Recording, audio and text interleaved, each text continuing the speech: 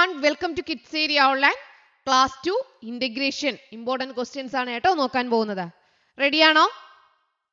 പഠിക്കാം. Yes. Kerala state സിലബസിൽ പഠിക്കുന്ന കുട്ടികൾക്ക് 1ാം ക്ലാസ് മുതൽ 5ാം ക്ലാസ് വരെ പഠിക്കുന്ന കുട്ടികൾക്ക് കിഡ്സ് ഏരിയ ഓൺലൈൻ ട്യൂഷൻ നൽകുന്നു. ഈ ഒരു ടേമിന്റെ ക്ലാസ് ഇപ്പോൾ കഴിയും. അത് കഴിഞ്ഞ് നെക്സ്റ്റ് ടേം ക്ലാസ് സ്റ്റാർട്ട് ചെയ്യും. താല്പര്യമുള്ളവർക്ക് ജോയിൻ ചെയ്യാം.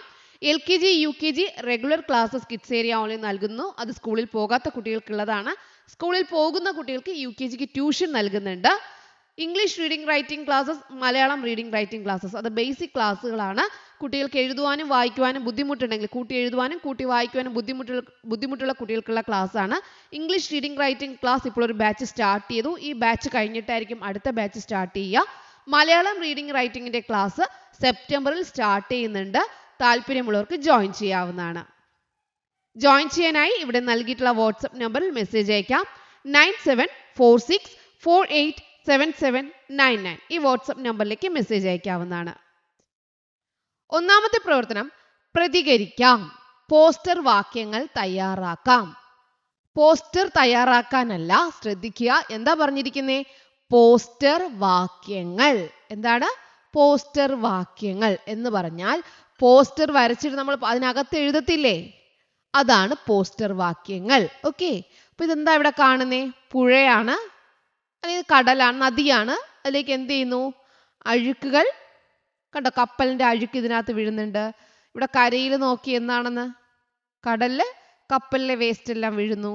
മറ്റു മാലിന്യങ്ങളൊക്കെ കടലിൽ വീഴുന്നുണ്ട്. ഇവിടെ നോക്കി, കരയിൽ നോക്കി, ചപ്പ് ചവറുകൾ, വേസ്റ്റുകൾ, അത് നായ ഉണ്ട്, അതുപോലെ ഈച്ചകളുണ്ട്, കാക്കകളുണ്ട്, അതെല്ലാം കൊത്തിപ്പറിക്കുകയാണ്. അപ്പൊ ഇതാണ്. അപ്പൊ ഇതിനെതിരെ ജല മലിനീകരണം, ജലത്തെ ചീത്തയാക്കുന്നു. ഇതിനെതിരെ പോസ്റ്റർ വാക്യങ്ങൾ തയ്യാറാക്കുക. അപ്പോൾ പോസ്റ്റർ തയ്യാറാക്കാനാണോ പോസ്റ്റർ വാക്യങ്ങൾ തയ്യാറാക്കാനാണോ നോക്കിയിട്ടേ ഉത്തരം എഴുതാവൂ കേട്ടോ. പോസ്റ്റർ വാക്യങ്ങൾ.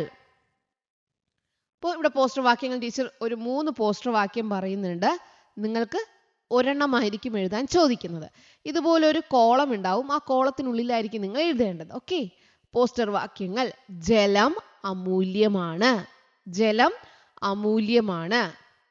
ജലം ജീവനാണ്, മാലിന്യം മരണവും. ജലം ജീവനാണ്, മാലിന്യം മരണവും. നാളേക്കായുള്ള വെള്ളം കരുതി വയ്ക്കാം. നാളേക്കായുള്ള വെള്ളം കരുതി വയ്ക്കാം. ഇതെല്ലാം പോസ്റ്റർ വാക്യങ്ങളാണ്. ജലം മലിനമാക്കുന്നതിനെതിരെയുള്ള പോസ്റ്റർ വാക്യങ്ങളാണ്. ഓക്കെ, ജലം അമൂല്യമാണ്, ജലം ജീവനാണ്, മാലിന്യം മരണവും, നാളേക്കായുള്ള വെള്ളം കരുതി വയ്ക്കാം. നിങ്ങൾക്ക് ഏതാണോ നാളേക്കായുള്ള വെള്ളം കരുതി വയ്ക്കാം, അത് നിങ്ങൾക്ക് ഓർമ്മയിരിക്കുമല്ലോ.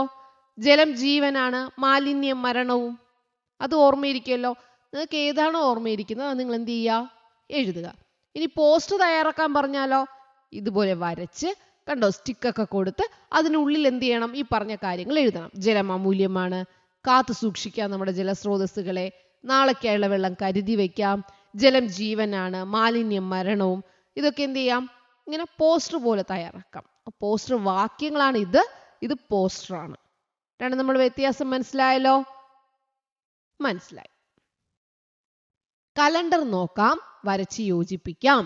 പ്രവർത്തനം 2 എന്താണ്? കലണ്ടർ നോക്കാം, വരച്ച് യോജിപ്പിക്കാം. എല്ലാവർക്കും കലണ്ടർ നോക്കാൻ അറിയാലോ? പ്രധാന ദിവസങ്ങൾ അറിയാലോ? ഏതൊക്കെയാ പ്രധാന ദിവസങ്ങൾ? ഇവിടെ നോക്കിയേ, ഓഗസ്റ്റ് 15 ഇതിലേതാ? ശിശുദിനമാണോ, രക്തസാക്ഷി ദിനമാണോ, സ്വാതന്ത്ര്യ ദിനമാണോ, ഗാന്ധി ജയന്തിയാണോ, റിപ്പബ്ലിക് ദിനമാണോ? ഓഗസ്റ്റ് 15 ഏത് ദിവസം? ഓഗസ്റ്റ് 15 സ്വാതന്ത്ര്യ ദിനം. മറക്കരുത് കേട്ടോ. ഓഗസ്റ്റ് 15 ഏത് ദിവസമാണ്? സ്വാതന്ത്ര്യ ദിനം. മാച്ച് ചെയ്യാൻ ചോദിച്ചാൽ കറക്റ്റ് ആയിട്ട് ചെയ്യുക. ഓഗസ്റ്റ് 15 സ്വാതന്ത്ര്യ ദിനം. സ്വാതന്ത്ര്യ ദിനം ഓഗസ്റ്റ് 15. ഒക്ടോബർ 2ന്റെ പ്രത്യേകത എന്താ? ഒക്ടോബർ 2ന്റെ പ്രത്യേകത ഗാന്ധിജി ജനിച്ച ദിവസം അല്ലേ? ഒക്ടോബർ 2നാണ് ഗാന്ധിജി ജനിച്ചത്. അപ്പൊ അത് ഗാന്ധി ജയന്തി. ഒക്ടോബർ 2 ഗാന്ധി ജയന്തി. നവംബർ 14 എന്താ? നവംബർ 14 ശിശുദിനം. ഓക്കെ, ശിശുദിനം. നവംബർ 14 ശിശുദിനം. നവംബർ 14 ശിശുദിനം. ഇനി ജനുവരിയിലുള്ള 2 ദിവസമുണ്ട്. ജനുവരി 26 എന്താ? ജനുവരി 26 റിപ്പബ്ലിക് ഡേ, റിപ്പബ്ലിക് ദിനമാണ് കേട്ടോ. ജനുവരി 26 റിപ്പബ്ലിക് ദിനം. ജനുവരി 30 ഗാന്ധിജി മരിച്ച ദിവസം രക്തസാക്ഷി ദിനം. ഓക്കെ, അപ്പോൾ ഇത്രയും ദിവസങ്ങളുടെ കാര്യങ്ങൾ നിങ്ങൾ ഓർമ്മിച്ചിട്ട് പോവുക. ഓഗസ്റ്റ് 15 സ്വാതന്ത്ര്യ ദിനം, ഒക്ടോബർ 2 ഗാന്ധി ജയന്തി, നവംബർ 14 ശിശുദിനം, ജനുവരി 26 റിപ്പബ്ലിക് ദിനം, ജനുവരി 30 രക്തസാക്ഷി ദിനം. ഒരിക്കൽ കൂടി പറഞ്ഞേ, ഓഗസ്റ്റ് 15 സ്വാതന്ത്ര്യ ദിനം, ഒക്ടോബർ 2 ഗാന്ധി ജയന്തി, നവംബർ 14 ശിശുദിനം, ജനുവരി 26 റിപ്പബ്ലിക് ദിനം, ജനുവരി 30 രക്തസാക്ഷി ദിനം. ഓർമ്മയിരിക്കില്ലേ? യെസ്. ദേശീയ പതാകയ്ക്ക് നിറം നൽകൂ. ദേശീയ പതാകയ്ക്ക് നിറം നൽകൂ. എങ്ങനെ നിറം നൽകുക ദേശീയ പതാകയ്ക്ക്? ഏതൊക്കെ നിറങ്ങളാ ഉള്ളേ? കുങ്കുമമുണ്ട്, പച്ചയുണ്ട്, വെള്ളയുണ്ട്. കുങ്കുമം എവിടെ കൊടുക്കും? പച്ച എവിടെ കൊടുക്കും? വെള്ള എവിടെ കൊടുക്കും? നമുക്കറിയാം, വെള്ള നടുക്കാണ്. വെള്ള നടുക്ക്. പച്ച എവിടെയാ വരിക? പച്ച നിറം അറിയാവോ? പച്ച നിറം താഴെയാണ് കേട്ടോ. താഴെയാണ് പച്ച, തെറ്റിക്കരുത്. താഴെ പച്ച നിറം, മുകളിലാണ് കുങ്കുമ നിറം. മുകളിൽ കുങ്കുമ നിറം, താഴെ പച്ച നിറം, മുകളിൽ കുങ്കുമ നിറം, നടുക്ക് വെള്ള നിറം. ഇത് അശോക ചക്രം, നീല നിറത്തിലുള്ള അശോക ചക്രം. അപ്പൊ ദേശീയ പതാകയ്ക്ക് നിറം നൽകാൻ പറഞ്ഞു കഴിഞ്ഞാൽ താഴെ ഏത് നിറമാ കൊടുക്കേണ്ടേ? പച്ച. താഴത്തെ നിറം പച്ച, മുകളിലത്തെ നിറം കുങ്കുമം. താഴെ പച്ച, മുകളിൽ കുങ്കുമം. തെറ്റിക്കില്ലല്ലോ? ഇല്ല. ചിത്രത്തിലുള്ള വ്യക്തിയെ പരിചയപ്പെടുത്തുക. ഇതാരാണ്? ചിത്രത്തിലുള്ളത് ആരാണ്? അല്ലെങ്കിൽ ചിത്രം തന്നിട്ട് ഈ വ്യക്തിയെക്കുറിച്ച് നിങ്ങൾക്ക് അറിയാവുന്നത് എഴുതുക എന്നായിരിക്കും പറയുക. ഇതാരാണ്? ജവഹർലാൽ നെഹ്റു. തൊപ്പി കാണുമ്പോൾ തന്നെ നമുക്ക് മനസ്സിലാവും അല്ലേ? ജവഹർലാൽ നെഹ്റു. ജവഹർലാൽ നെഹ്റു. ജവഹർലാൽ നെഹ്റുവിനെ കുറിച്ച് എന്തൊക്കെ നിങ്ങൾക്ക് അറിയാം? നിങ്ങൾക്ക് ടീച്ചർ കുറച്ച് കാര്യങ്ങൾ പറഞ്ഞു തരാം. നാളെ നിങ്ങൾ എന്ത് ചെയ്യുക? ഇത് ചോദിക്കുവാണെങ്കിൽ ഓർമ്മിച്ച് എഴുതണം കേട്ടോ. പേര് ജവഹർലാൽ നെഹ്റു. പേര് ജവഹർലാൽ നെഹ്റു. 1889. 1889. ഓർമ്മയിരിക്കോ? 1 കഴിഞ്ഞാൽ 889. 8 കഴിഞ്ഞിട്ടാണല്ലോ 9. 1889. നവംബർ 14 ജനിച്ചു. പേര് ജവഹർലാൽ നെഹ്റു. 1889 നവംബർ 14 ജവഹർലാൽ നെഹ്റു ജനിച്ചു. പ്രത്യേകത എന്താ? ഇന്ത്യയുടെ ആദ്യത്തെ പ്രധാനമന്ത്രിയാണ് ജവഹർലാൽ നെഹ്റു. ഇന്ത്യയുടെ ആദ്യത്തെ പ്രധാനമന്ത്രി, പ്രൈം മിനിസ്റ്റർ. ഇന്ത്യയുടെ ആദ്യത്തെ പ്രധാനമന്ത്രിയാണ് ജവഹർലാൽ നെഹ്റു.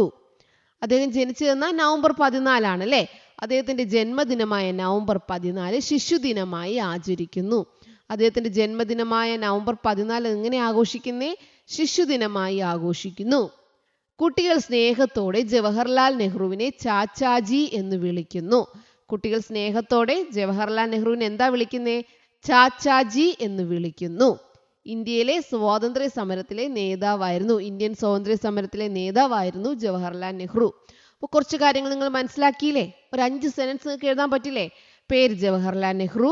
1889 നവംബർ 14 ജവഹർലാൽ നെഹ്റു ജനിച്ചു.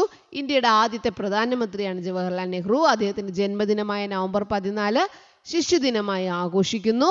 കുട്ടികൾ സ്നേഹത്തോടെ ജവഹർലാൽ നെഹ്റുവിനെ ചാച്ചാജി എന്ന് വിളിക്കുന്നു. ഇന്ത്യയിലെ സ്വാതന്ത്ര്യ സമരത്തിലെ നേതാവായിരുന്നു. എഴുതാൻ അറിയാമല്ലോ? ഇങ്ങനൊരു ക്വസ്റ്റ്യൻ വന്നാൽ ആരും എഴുതാതെ വരരുത്. നിങ്ങൾക്ക് ചെറിയൊരു ഐഡിയ കിട്ടിയിട്ടുണ്ടാവും എഴുതാനായിട്ട്. അത് നിങ്ങൾ എന്ത് ചെയ്യുക? നിങ്ങളുടെ സെന്റൻസിൽ എഴുതുക. നിങ്ങൾ ഇതുപോലെ തന്നെ എഴുതേണ്ട. ഇതും ആലോചിച്ചിരിക്കേണ്ട. ഇത് നിങ്ങൾ മനസ്സിലാക്കിയല്ലോ. ജവഹർലാൽ നെഹ്റു എന്ന പേരാണ്. 1889 നവംബർ 14 ജനിച്ചു. ഇന്ത്യയുടെ ആദ്യത്തെ പ്രധാനമന്ത്രി.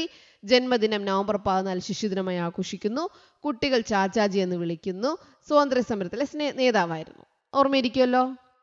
ഇനി ഈ വ്യക്തിയെ പരിചയപ്പെടുത്തുക. ഇതാരാണ്? മഹാത്മാഗാന്ധി അല്ലെങ്കിൽ ഗാന്ധിജി. എങ്ങനെ നമുക്ക് എഴുതാം? പേര് മോഹൻദാസ് കരംചന്ദ് ഗാന്ധി. പേരെങ്ങനെയാണ്? മോഹൻദാസ് കരംചന്ദ് ഗാന്ധി. ഇദ്ദേഹം മഹാത്മാഗാന്ധി എന്നും ഗാന്ധിജി എന്നും അറിയപ്പെടുന്നു. എന്തൊക്കെ അറിയപ്പെടുന്നേ? മഹാത്മാഗാന്ധി എന്നും ഗാന്ധിജി എന്നും അറിയപ്പെടുന്നു. ജനിച്ചതെന്ന 1869. ജവഹർലാൽ നെഹ്റു 1889. ഇവിടെ ഈ മൂന്നാമത് കിടന്ന 8 മാറ്റി എന്താക്കിയാൽ മതി? 6 ആക്കിയാൽ മതി. ഗാന്ധിജിയുടെ എങ്ങനെ എഴുതാം?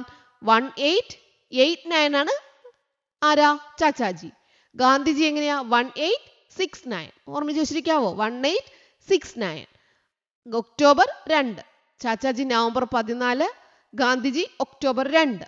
1869 ഒക്ടോബർ 2 പോർബന്ദറിൽ ജനിച്ചു. ഗാന്ധിജി എവിടെയാ ജനിച്ചത്? 1869 ഒക്ടോബർ 2 പോർബന്ദറിൽ ജനിച്ചു. 1948 ജനുവരി 30 ജനുവരി 30 രക്തസാക്ഷി ദിനം. പഠിച്ചത് ഓർമ്മയുണ്ടോ? ഒക്ടോബർ 2 ഗാന്ധി ജയന്തി. അതെ, 1948 ജനുവരി 30 ഗാന്ധിജി കൊല്ലപ്പെട്ടു.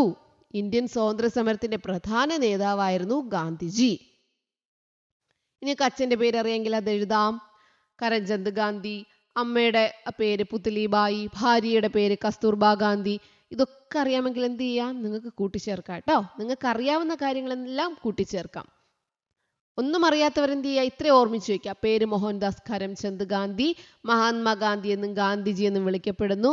1869 ഒക്ടോബർ 2 പോർബന്ദറിൽ ജനിച്ചു. 1948 ജനുവരി 30 ഗാന്ധിജി കൊല്ലപ്പെട്ടു. ഇന്ത്യൻ സ്വാതന്ത്ര്യ സമരത്തിലെ പ്രധാന നേതാവായിരുന്നു ഗാന്ധിജി. ഓക്കെ, ചിത്രത്തിൽ കാണുന്ന ഉപകരണത്തിന്റെ പേരെഴുതുക. ഇതെന്ത് ഉപകരണമാണ്? ഇതാ 2 കാളകളെ ഇങ്ങനെ പൂട്ടി ഇങ്ങനെ നിലം മുഴുന്നത് എന്താണ്? കലപ്പ. എന്താണ് ഇതിന്റെ പേര്? കലപ്പ.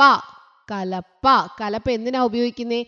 നിലം ഉഴാനായിട്ടാണ്. നിലം ഉഴാനായിട്ടാണ് കലപ്പ ഉപയോഗിക്കുന്നത് കേട്ടോ. നിലം ഉഴുകയാണ് ഈ ഉപകരണത്തിന്റെ ഉപയോഗം. ഇതെന്താണ്? കലപ്പ. ഈ ഉപകരണത്തിന്റെ പേര് കലപ്പ. കലപ്പ എന്തിനാ ഉപയോഗിക്കുന്നേ? നിലം ഉഴാൻ. ഇവിടെ നോക്കി, മങ്കിയുടെ കുരങ്ങന്റെ കയ്യിൽ എന്തൊക്കെയായിരിക്കുന്ന? കുരങ്ങന്റെ കയ്യിൽ മൺവെട്ടിയുണ്ട്, അരിവാളുണ്ട്. മൺവെട്ടി, അരിവാൾ. കണ്ടോ? അരിവാൾ കണ്ടോ? അരിവാൾ. മൺവെട്ടി, അരിവാൾ. ഈ ഉപകരണത്തിന്റെ പേരെന്താണ്? മൺവെട്ടി. മൺവെട്ടി എന്തിനാ ഉപയോഗിക്കുന്നേ? മണ്ണ് കിളയ്ക്കാനാണ്. മൺവെട്ടി മണ്ണ് കിളയ്ക്കാൻ. അരിവാൾ എന്തിനാ? നെല്ല് കൊയ്തെടുക്കാനാണ് അരിവാൾ ഉപയോഗിക്കുന്നത്. കൊയ്ത്തിനാണ് അരിവാൾ ഉപയോഗിക്കുക. ഓക്കെ, മൺവെട്ടി എന്തിനാ ഉപയോഗിക്കുക? മണ്ണ് കിളയ്ക്കാൻ. മണ്ണ് വെട്ടിയിടാനൊക്കെയാണ് മൺവെട്ടി. അരിവാൾ എന്തിനാ ഉപയോഗിക്കുന്നത്? നെല്ല് കൊയ്യാൻ വേണ്ടിയിട്ടാണ് അരിവാൾ. ഇനി അടുത്ത് പ്രധാനമാണ്. ഇത് നമുക്ക് എന്താണ്? കത്തിയാണ് കയ്യിലിരിക്കുന്നത്. ഇവിടെ എന്താണ്? കുട്ടയും നമുക്ക് അത്യാവശ്യമാണ് അല്ലേ?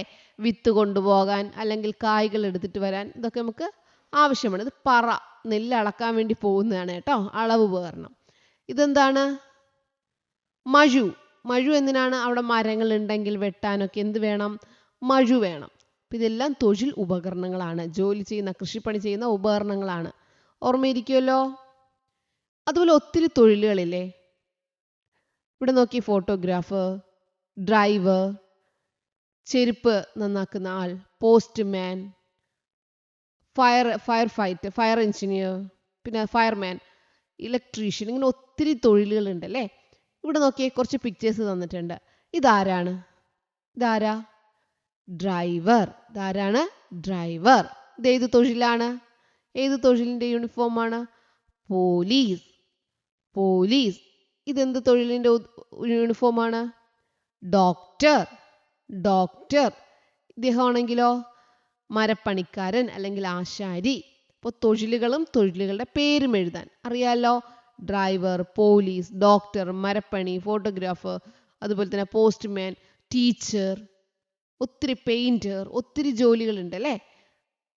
ഓരോ ജോലികളും നിങ്ങൾക്കറിയാലോ.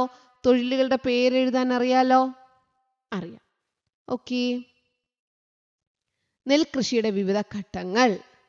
ഇവിടെ എന്ത് ചെയ്യാണ്? നെല്ല് കൊയ്യുന്നു, നിലം ഉഴുന്നു, ഞാറ് നടുന്നു, നെല്ല് മെതിക്കുന്നു, കറ്റ മെതിക്കുന്നു. ഇതെന്താ? വിത്ത് വിതയ്ക്കുന്നു. ഇതിനെ ക്രമമായിട്ട് എഴുതാനാണ് പറയുന്നത്. ക്രമമായിട്ട് എഴുതുക. ഇതിൽ ആദ്യം ഏതാ വരിക? ആദ്യം വരുന്നത് ഏതാ? നിലം ഉഴു അല്ലേ? നിലം ഉഴുതിട്ട് എന്താ ചെയ്യുന്നേ? വിത്ത് വിതയ്ക്കും. വിത്ത് വിതച്ചിട്ടോ ഞാറ് നടും. ഞാറ് നട്ടിട്ടോ കൊയ്യും. കൊയ്തിട്ടോ മെതിക്കും. ഓക്കെ, ഇവിടെ നോക്കാം. ഒന്നാമത്തേത് നിലം ഉഴുക്കുന്നു, നിലം ഉഴുന്നു അല്ലെങ്കിൽ നിലമൊരുക്കുന്നു. രണ്ടാമത് എന്താണ് ചെയ്യുന്നത്? വിത്ത് വിതയ്ക്കുന്നു. രണ്ടാമത്തെ കാര്യം എന്താ? വിത്ത് വിതയ്ക്കുന്നു. മൂന്നാമത്തെ കാര്യം എന്താ? ഞാറ് നടുന്നു. മൂന്നാമത് എന്താണ്? ഞാറ് നടുന്നു. നാലാമത് എന്താ?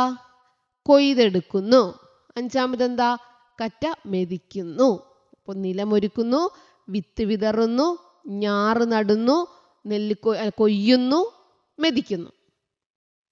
ഓക്കെ, ഓർമ്മയുണ്ടാവോ? ഇത്രയും കാര്യങ്ങൾ ഓർമ്മയുണ്ടാവോ? ഇനി വാഴ കൃഷിയാണെങ്കിലും അറിയാലോ. നിലമൊരുക്കണം, വാഴ നടണം, തടം എടുക്കണം, വളമിടണം, ഇങ്ങനെ ഓരോ കാര്യങ്ങൾ. നിങ്ങൾക്ക് എന്തിനെ കുറിച്ചാണ് തരുന്നത് അതിനനുസരിച്ച് ചെയ്യാം കേട്ടോ. കടങ്കഥകൾ. ഒരു പിടി, പിടിച്ചാൽ ഒരു പിടി, അരിഞ്ഞാൽ ഒരു മുറം. എന്താണ്? ചീര. പിടിച്ചാൽ ഒരു പിടി. നമ്മൾ കൈ ചീര ഇങ്ങനെ പിടിക്കത്തില്ലേ? അപ്പോൾ ഒരു പിടിയല്ലേ ഉണ്ടാവുള്ളൂ. അരിഞ്ഞാലോ നിറയെ ഉണ്ടാവും അല്ലേ? പിടിച്ചാൽ ഒരു പിടി, അരിഞ്ഞാൽ ഒരു മുറം. എന്താ? ചീര. അകത്തറുത്താൽ പുറത്തറിയും. അറുക്കുമ്പോൾ പുറത്ത് മണം ഉണ്ടാവത്തില്ലേ ചക്കയ്ക്ക്? അതാണ്. അകത്തറുത്താൽ പുറത്തറിയും. ചക്ക. കണ്ടാൽ മരം, അല്ലെങ്കിൽ കണ്ടാൽ വടി, അല്ലെങ്കിൽ കണ്ടാൽ കമ്പ്. തിന്നാൻ മധുരം. കരിമ്പ്. കരിമ്പ്. എൻ്റെ നാക്കിൽ നിനക്ക് വിരുന്ന്. എൻ്റെ നാക്കിലാണ് നിനക്ക് വിരുന്ന്. എന്താ? വാഴയില. വാഴയില. എൻ്റെ നാക്കിൽ നിനക്ക് ഊണ് എന്ന് പറഞ്ഞാലും വാഴയില. അടിപ്പാറ, നടുവടി, മേലെ കുട. ചേന. അടിപ്പാറ, നടുവടി, മേലെ കുട. ആൻസർ എന്താ? ചേന. ഓക്കെ, അപ്പോൾ ഇത് ഏത് ചോദ്യങ്ങൾ ചോദിച്ചാൽ നിങ്ങൾ കറക്റ്റായിട്ട് എഴുതണം കേട്ടോ. Okay children, bye bye, thank you. Kerala state സിലബസിൽ പഠിക്കുന്ന കുട്ടികൾക്ക് 1-ാം ക്ലാസ് മുതൽ 5-ാം ക്ലാസ് വരെ പഠിക്കുന്ന കുട്ടികൾക്ക് കിഡ്സ് ഏരിയ ഓൺലൈൻ ട്യൂഷൻ നൽകുന്നു. ഈ ഒരു ടേമിൻ്റെ ക്ലാസ് ഇപ്പോൾ കഴിയും. അത് കഴിഞ്ഞ് നെക്സ്റ്റ് ടേം ക്ലാസ് സ്റ്റാർട്ട് ചെയ്യും. താല്പര്യമുള്ളവർക്ക് ജോയിൻ ചെയ്യാം. LKG UKG regular classes kids area online നൽകുന്നു. അത് സ്കൂളിൽ പോകാത്ത കുട്ടികൾക്കുള്ളതാണ്. സ്കൂളിൽ പോകുന്ന കുട്ടികൾക്ക് UKGക്ക് ട്യൂഷൻ നൽകുന്നുണ്ട്. English reading writing classes, Malayalam reading writing classes, അത് ബേസിക് ക്ലാസ്സുകളാണ്. കുട്ടികൾക്ക് എഴുതുവാനും വായിക്കുവാനും ബുദ്ധിമുട്ടുണ്ടെങ്കിൽ, കൂട്ടി എഴുതുവാനും കൂട്ടി വായിക്കുവാനും ബുദ്ധിമുട്ടുള്ള കുട്ടികൾക്കുള്ള ക്ലാസ്സാണ്.